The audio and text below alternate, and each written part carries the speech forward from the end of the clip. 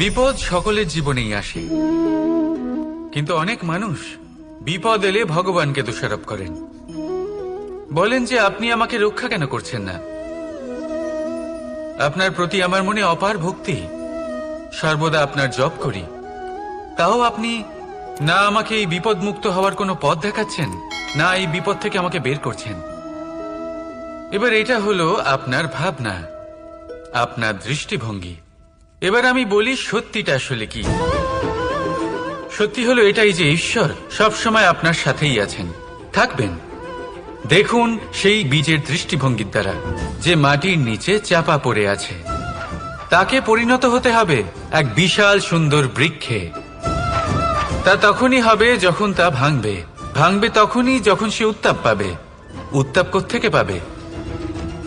সূর্যের তাপ থেকে। সূর্যের তাপ থেকে ধরিত্রীও বাঁচতে পারে না, তাকে তা সহ্য করতেই হয়।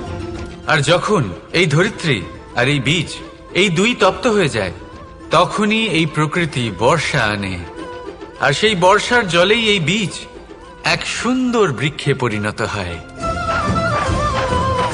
আছেন তো ঈশ্বর আমাদের সাথে সব সময়। সেইভাবেই আপনার জীবনে যদি কোনো বিপদ আসে, কোনো সংকট আসে, তার মানে এটা নয় যে আপনারই কোনো পাপের শাস্তি আপনি পাচ্ছেন। হয়তো ভবিষ্যতে আপনাকে একটা সুদৃঢ় কাঠামো হতে হবে, তার প্রয়োজন আছে। তাই এটা হলো তার ভিত।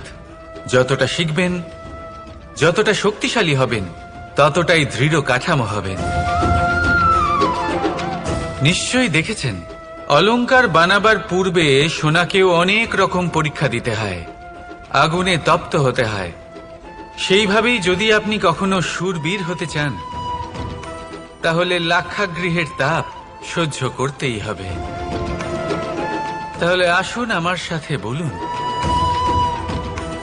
বন্দে ধর্মা, বন্দে কর্মা, রাধা রাধা।